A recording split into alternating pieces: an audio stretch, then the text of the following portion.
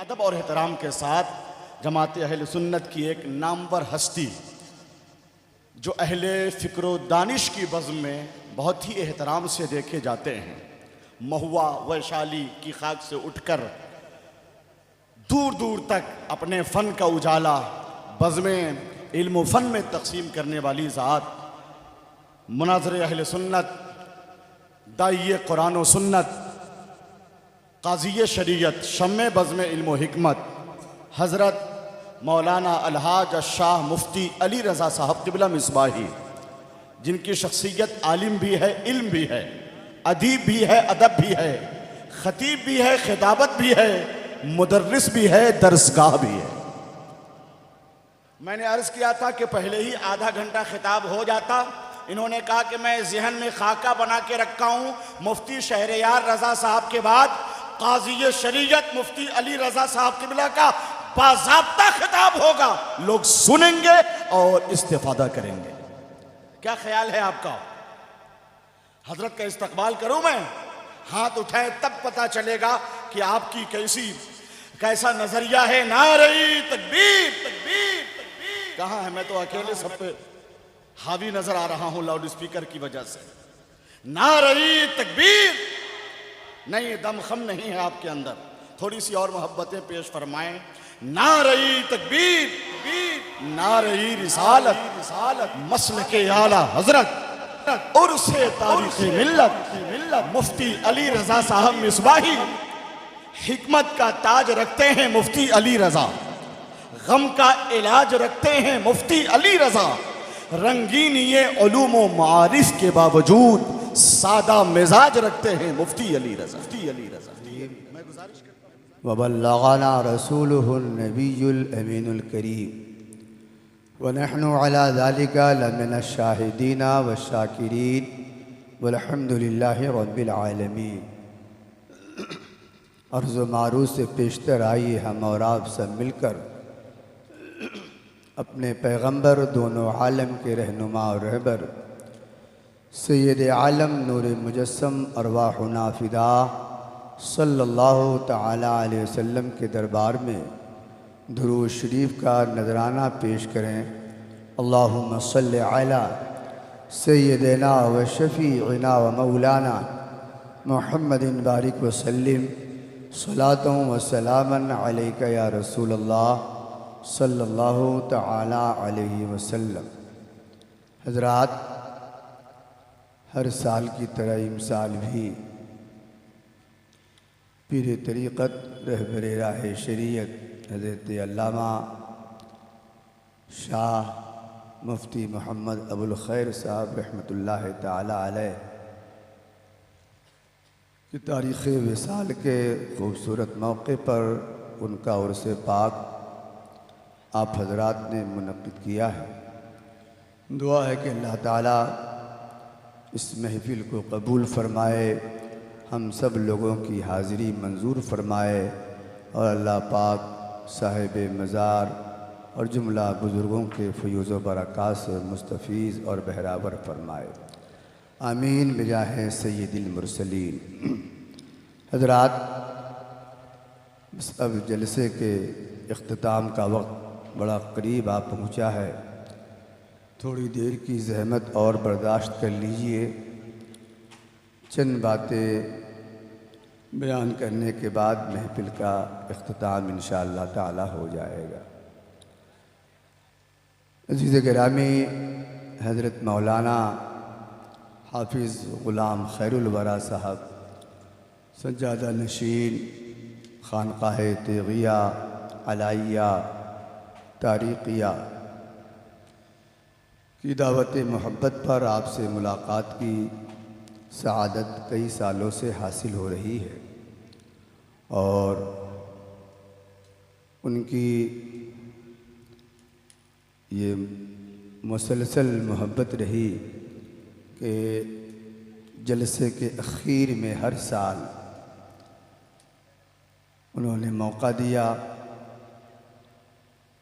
और इस तरीक़े से जब जलसे के इख्तिताम का वक्त आता है इस बेचारे गरीब मौलवी को आपके सामने खड़ा कर दिया जाता है। ज़ाहिर है हज़रत मौलाना शहरयार रज़ा साहब की इनकलाबी और इस्लाही और वलवला अंगेज़ ख़िताब के बाद अब हम लोगों के बस का रोग नहीं है कि आपके पाँव में जंजीर डाल सके और थोड़ी देर के लिए ही सही आपको रोक सके, लेकिन किसी तरह वक्त गुजार लेना है। बस 10-15 मिनट आप हजरात और बर्दाश्त कर लीजिए। हजरात, मिंबर नूर पर हमारे बहुत से कीमती उलमा, शुअरा, पीरानी तरीक़त तशरीफ़ फरमा हैं। अज़ीज़ मोहतरम हज़रत मौलाना आले रसूल साहब मिसबाही, अज़ीज़ गिरामी हज़रत मौलाना क़ारी जावेद अख्तर साहब फैज़ी, शायर इस्लाम जनाब नसीम सहर गयाबी, अज़ीज़ मोहतरम हज़रत हाफिज़ जावेद अख्तर साहब और पीर तरीक़त हज़रत सूफ़ी शाह मोहम्मद यूनुस साहब, ये हज़रात तशरीफ़ फरमा हैं और भी उलमा हैं। आज पूरी दुनिया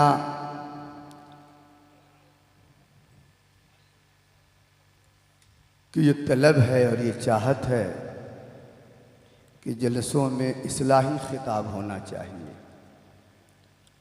अगरचे लोग इस्लाही ख़िताब को कम, इनकलाबी तक़रीर को ज़्यादा पसंद करते हैं, लेकिन डिमांड और मुतालबा यही है कि इस्लाही बयान होना चाहिए और अल्हम्दुलिल्लाह हमारे उलमा करते भी हैं।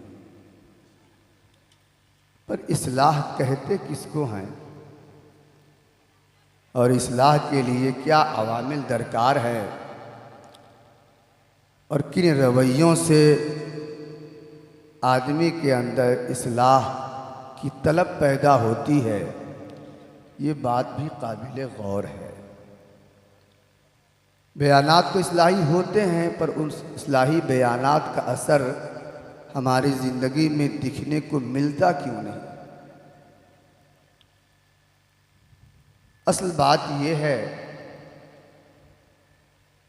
कि इस्लाह के लिए ज़रूरी ये है कि मुखातब का दिल मुसल्लह की बारगाह में झुक जाए। जब तक मुखातब का दिल मुसल्लह की बारगाह में झुकेगा नहीं, लफ्ज़ चाहे जिस कदर भी कीमती हो, अदब आलिया का मुरस्सा हो, उर्दूए मुअल्ला का बेऐब नमूना हो, इनकलाबी बात हो, चाहे मुस्तशरिकीन की राय हो या मुफक्किरीन के आरा हों, हज़ार बड़े बड़े मुफक्किरीन के इक़्तिबासात और उनकी नसीहतें और उनके कलिमात आपको पढ़ के सुना दिए जाएं, जब तक कि आपका दिल बोलने वाले की बारगाह में झुकेगा नहीं, तब तक कि उन अल्फाज, उन कलिमात, उन कोट्स का कोई असर आपके ज़हन व फ़िक्र पर नहीं होगा। क्योंकि तक़वा कान में नहीं होता है, न तक़वा आँख में होता है और न तक़वा हाथ पैर में होता है। हुजूर फरमाते हैं अत्तक़वा हा होना, अत्तक़वा हा होना, अत्तक़वा हा होना, तक़वा दिल में होता है। और जब दिल मुत्तकी बन जाता है तो कान भी मुत्तकी बन जाता है। जब दिल मुत्तकी हो जाता है तो हाथ पैर भी मुत्तकी बन जाते हैं। जब दिल मुत्तकी हो जाता है तो ज़बान भी मुत्तकी बन जाती है। आदमी के सारे आज़ा और जवारे मुत्तकी तब बनते हैं जब आदमी का दिल मुत्तकी बन जाता है। इस्लाह का अमल, उसका ताल्लुक कान से नहीं है। अगर कान से आदमी इस्लाह सुन के इस्लाह पा लेता तो बड़ी अच्छी अच्छी तकरीरें आपने सुनी है, सुनते रहेंगे। हर आदमी को बदल जाना चाहिए, पर बदलता इसलिए नहीं है कि मुसल्लह की बारगाह में उसका दिल झुका नहीं। शेखुल मशाइख सरकार सुरकाही बहुत बड़े खतीब नहीं थे, बल्कि खतीब ही नहीं थे, वो मुसल्लह थे। और बहुत घनगरज वाला उनका खिताब नहीं होता था। हाफिज हनीफ साहब ने लिखा है अनवार कादरी में कि वो मजमा के हालात को पहले परखते थे सरकार सुरकाही, निहाया सादा अंदाज में लोगों को नसीहत करते। कोई ऐसी महफिल ना होती जिस महफिल में 2-4 आदमी अपने गुनाहों से तौबा न करें। वजह क्या थी? सादा अल्फाज में बरकतों की ये दुनिया क्यों कर आबाद हुई? इसलिए कि मुखातब और सामईन का दिल मुसले के हवाले से झुका था। पहले उन्होंने मुसलह को कबूल किया, जब मुसलह कबूल कर लेता है तो फिर मुखातब भी मुसलह की बात को कबूल कर लेता है। और मुसलह को कबूल करने के लिए शर्त यह है कि मुसलह के कौल और अमल में यकसानियत हो। वो जो कहे वही करे और जो करे वही कहे। अगर हम कहें आपको नमाज पढ़ने के लिए और खुद हम नमाज न पढ़ें तो लाख मर्तबा कहते रहें, उसका शायद असर ना होगा, क्योंकि आपके दिल में ये बात बैठी हुई है कि कहने वाला तो खुद नहीं। बाबा फरीद की बारगाह में एक औरत आई अपने छोटे से बच्चे को लेकर। उस औरत ने ये गुजारिश की, दरखास्त की कि हुजूर, ये मेरा छोटा बच्चा शक्कर बहुत खाता है, चीनी बहुत खाता है, आप इसको मना कर दीजिए। मैं तो बार बार मना करके थक चुकी हूँ, पर ये बात नहीं मानता। शायद आप कह दे तो हो सकता है असर हो जाए और ये बच्चा चीनी खाना छोड़ दे, जो चीनी इसके लिए नुकसानदेह साबित हो रही। हजरत बाबा फरीद ने फरमाया 1 हफ्ते के बाद आना। वो चली गई खातून। 1 हफ्ते के बाद फिर वो अपने उस बच्चे को लेकर बाबा फरीद की बारगाह में आई। बाबा फरीद ने बस इतना कहा कि बेटे, ज़्यादा चीनी न खाया करो, नुकसानदेह है, चीनी मत खाना। इतना ही कहा और खातून से फरमाया अब जाओ तुम अपने घर। खातून को ज़रा गुस्सा आया और उसने कहा कि हजरत, ये बात तो 1 हफ्ता पहले भी कह सकते थे। 1 हफ्ता पहले मैं आपकी बारगाह में आई तो यही बात कहना था, तो इतनी बात तो उस वक्त भी आप कह सकते थे। कि 1 हफ्ता तक मुझको परेशान रखा और दोबारा बुलाया, क्या बात है? हजरत बाबा फरीद का जवाब सुनिए। फरमाते हैं खातून, जिस वक्त तू अपने बच्चे को लेके आई थी ये कहने के लिए कैसे चीनी खाने से मैं रोक दूं, मैं खुद चीनी खाया करता था, मैं खुद शक्कर इस्तेमाल करता था। मुझको अच्छा नहीं लगा कि खुद तो चीनी खाऊं, शक्कर खाऊं और बच्चे को शक्कर खाने से मना कर दूं। कौल और अमल में यकसानियत नहीं, तो दिल में ख्याल आया कि ये बात उस पर असर नहीं करेगी, इसलिए मैंने तुझको वापस कर दिया। पहले मैंने खुद चीनी खाना छोड़ा है, तब जाके बच्चे को नसीहत की है। ले जाओ अपने बच्चे को, इंशाअल्लाह मेरी बातों का असर तुम्हारे बच्चे पे होगा। हजरत गिरामी और बिरादरान इस्लाम, सहाबा किराम को देख लें आप। अंबिया के बारे में किताबों में आता है कि सहाबा किराम, हुजूर के बारे में कि सहाबा किराम जो अरब और मक्का शरीफ के लोग थे, कितने दौरे जाहिलियत के वो कितने कैसे लोग थे, उजट किस्म के लोग थे, खाना बदोश थे, बात बात पे लड़ने वाले लोग थे। आखिर उनको अल्लाह के रसूल सल्लल्लाहु ताला अलैहि वसल्लम ने कायनात का मुक्तदा बना दिया। आखिर वो लोग इतनी जल्दी सरकार की बातों पर अमल कैसे करने लगे? वजह वही थी कि नबी करीम सल्लल्लाहु ताला अलैहि वसल्लम जो इमामुल मुस्लिहीन हैं, आप जो कहते थे वही करते थे, जो करते थे वही कहते थे। सहाबा ने पहले नबी को माना और जब नबी को माना तब जाके आपकी बातों को माना। इसलिए पहले मुसल्लह की बारगाह में दिल का झुकना जरूरी है। जब आपका दिल हमारे तई झुक जाएगा फिर हम जो कहेंगे वो आप। इसीलिए हदीस शरीफ में फरमाया गया कि इन्ना फी जसदिल इंसान लमुज़ग़ा इन सलहत सलहल जसद कुल्लु व इन फसदत फसदल जसद कुल्लु। इंसान के बदन में गोश्त का एक लथड़ा होता है, अगर वो बिगड़ जाए तो पूरा बदन बिगड़ जाए, वो सुधर जाए तो पूरा बदन सुधर जाए। अला सुन लो वो क्या है, वही अलक़ल्ब, वो दिल है। दिल बिगड़ा सब बिगड़े, दिल सुधरा सब सुधरे। औलियाए किराम पहले मुखातब के दिल की सफाई का एहतमाम करें। और वक्त में गुंजाइश नहीं है कि हम इस उन्वान को ज़रा तफसील के साथ आगे ले जाएं। दिल के सफाई के हवाले से एक वाक़या हम आपके सामने रखते हैं। मशहूर वाक़या मुमकिन है आपने सुना होगा। हज़रत मौलाना मुज़फ़्फ़र बल्खी साहब जानते हैं आप? ये हज़रत मखदूम साहब के खलीफा और मुरीद मखदूम बिहारी। हज़रत मौलाना मुज़फ़्फ़र बल्खी मदीना शरीफ के मस्जिद नबी में दरस हदीस दिया करते थे। बादशाह के बेटे थे, शहजादे थे, पर उनका दिल मुतमईन नहीं होता था। इल्म की खिदमत करते, हदीस पढ़ाते, फ़िक़्ह पढ़ाते, पर एक मोमिन के दिल को जो इत्मीनान होना चाहिए वो इत्मीनान हज़रत मौलाना मुज़फ़्फ़र बल्खी को नसीब न था। जो वाक़यतन मोमिन हो जाता है वो सूखी रोटी खाकर भी मिजाज में सिकंदरी शाहाना मिजाज रखा करता है।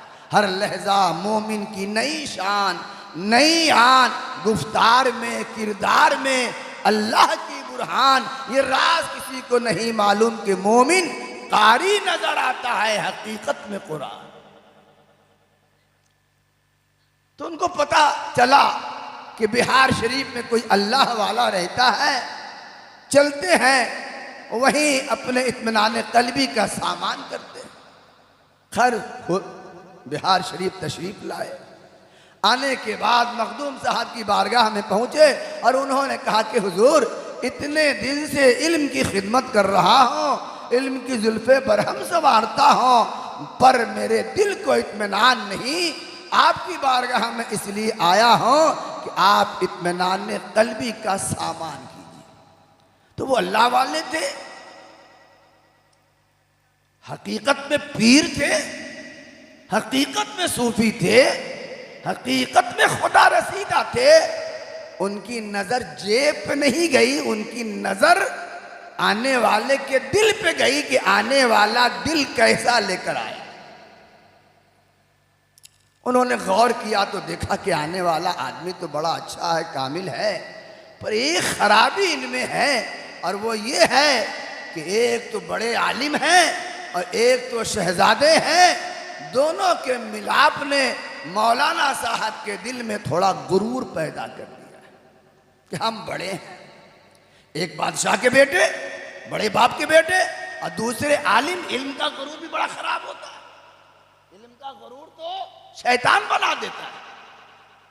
इसीलिए कहा गया, सूफियों ने कहा है, अल इल्म हिजाबुन अकबर। कभी कभी हक तक पहुंचने के लिए इल्म रुकावट बन जाता है। इल्म का गुरूर आदमी को हक तक नहीं पहुंचने देता। इसलिए इल्म के साथ साथ अल्लाह का फजल भी मांगना चाहिए। इसीलिए इल्म नाफे की दुआ की गई। अल्लाह से मांगिए तो इल्म नाफे, वो इल्म जो नफा दे सके, वो इल्म जो खुदा का रास्ता बता दे, वो इल्म जो खुदा का रास्ता बताए, वो इल्म नहीं जो शैतान के पास था। इल्म तो फरिश्तों के पास भी था, वो झुके, ये अकड़ गया। तो हजरत ने बड़ा खूबसूरत इलाज फरमाया। देखा कि थोड़ा सा यही मामला है, अगर इसका इलाज हो जाता है तो मौलाना मुज़फ़्फ़र तो सीमुर्ग है, ज़मीन पे बैठ के आसमान का पता बताएगा। अच्छा, आप ऐसा कीजिए कि झाड़ू उठाइए और खानकाह में झाड़ू लगाइए। अब मौलाना साहब को कोई झाड़ू लगाने का काम दे तो कितना गुस्सा आएगा, पूछ के किसी मौलाना साहब को कह के देखिए कि आप बड़े आलिम हैं, मौलाना आले रसूल बड़े आलिम हैं, आप तशरीफ लाए हैं, जरा मेरे घर पे झाड़ू लगा दीजिए। कितना गुस्सा आएगा, कोई कह के तो देखे। मगर वो मौलाना मुजफ्फर बल्खी थे, ये फलसफा उनको मालूम था, मिटा दो अपनी हस्ती को अगर कुछ मर्तबा चाहो कि दाना खाक में मिलकर गुले गुलजार होता है। मिट्टी के नीचे जो दाना डाला जाता है, अगर वो दाना मिट्टी के नीचे दाना ही रहे तो कभी पौधा बनेगा, कभी गुलाब बनेगा, कभी वो मज़ार पे चढ़ेगा नहीं चढ़ेगा।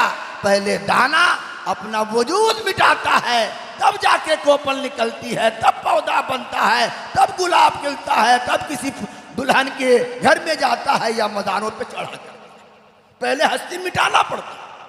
तो उन्होंने सोचा, झाड़ू उठाया और खानकाह में झाड़ू लगाने का काम, झाड़ू कशी का काम करने लगे। बुजुर्गों की खानकाहों में तरबियत का ये अंदाज होता था। अब तो आरसी न फारसी, मियाँ जी बनारसी, अब न कोई तालीम होती है न तरबियत होती है। अब पक्के बड़े पीर साहब बन गए।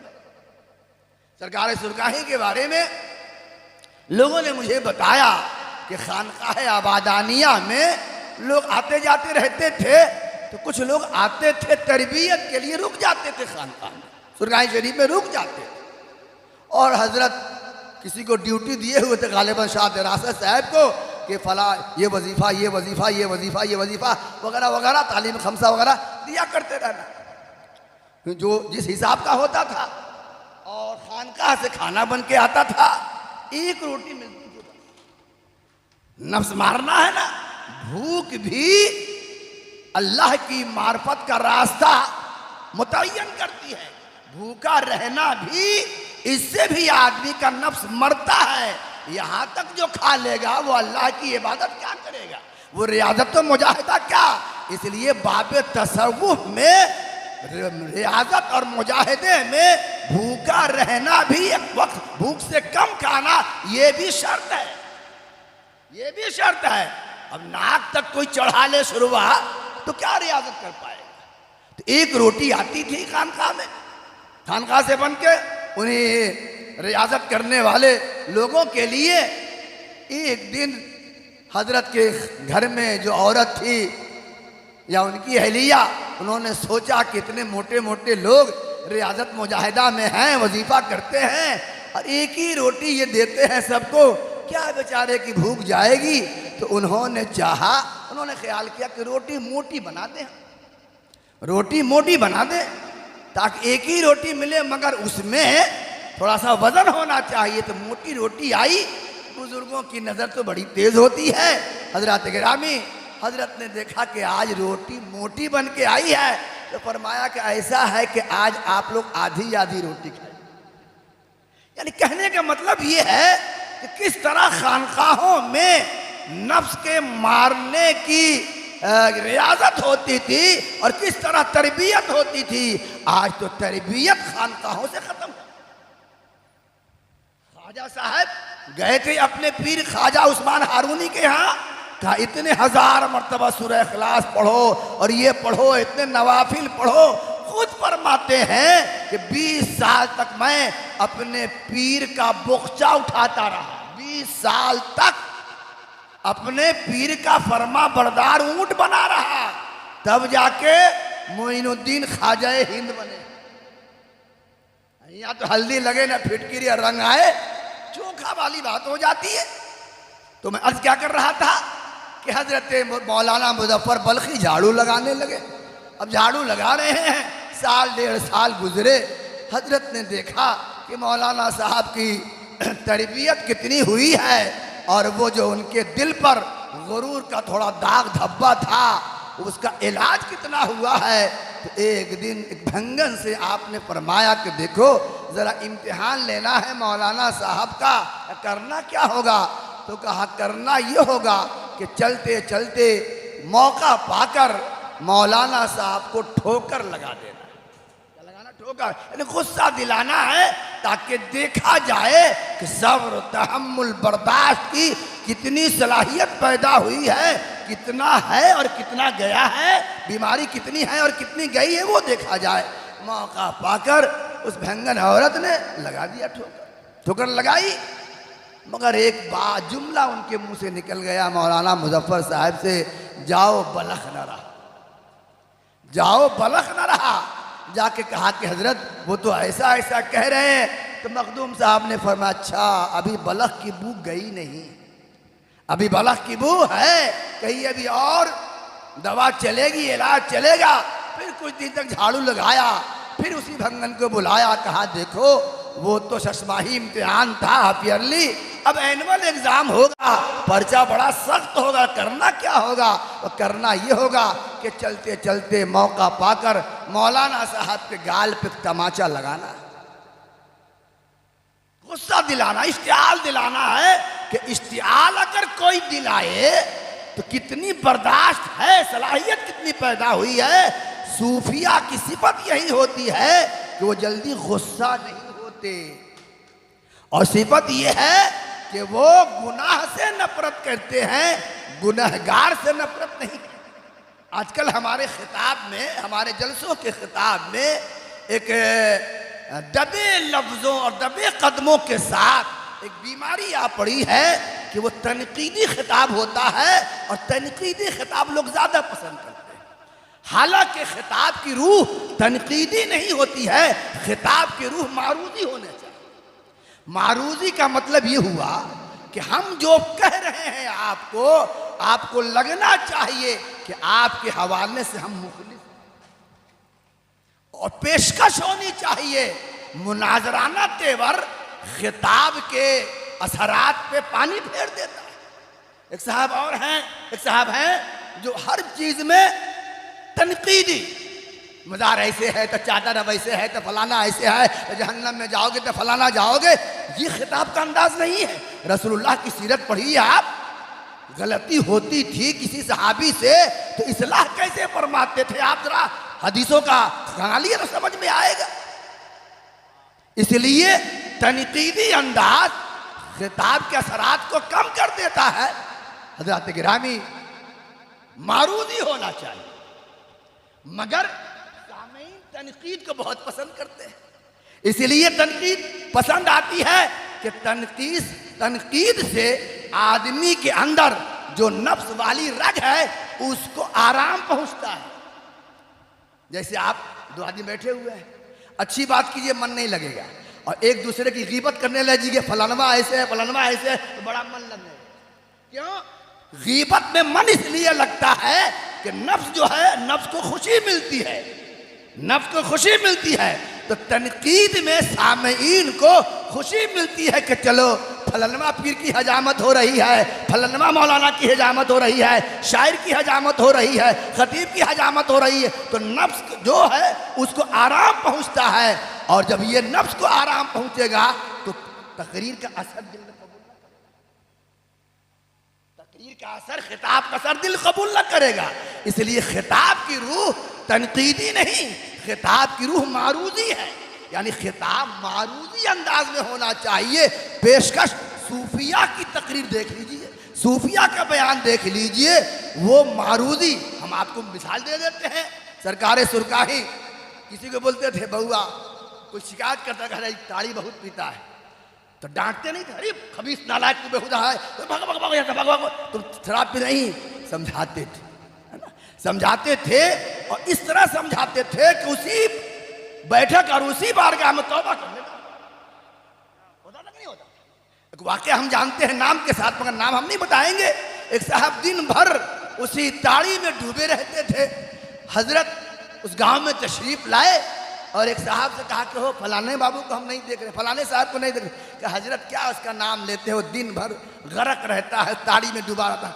अच्छा, उनको बुला के लाइए, उनको बुला के लाइए।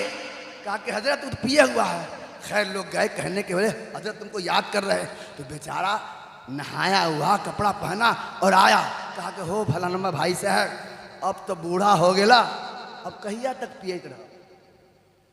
ये मारूदी अंदाज, ये मारूदी अंदाज है। कहते खबीस, तू 80 साल का बुढ़ा हो गया है, तू समधी हो गया है, नाना नाती वाला हो गया है, सब कुछ हो गया है, तू अभी भी ताड़ी पिएगा, भागो यहाँ से। अभी करता है नहीं ना करता। ये मारूजी अंदाज है। सरकार सुरकाही ने दिलों पे जो हुक्मरानी की है, इसी मारूजी अंदाज का नतीजा है कि ताड़ और खजूर पर चढ़ने वाले लोग आपके दीवाना और गर्विदा बन गए और मस्जिद मेहराब के इमाम बना।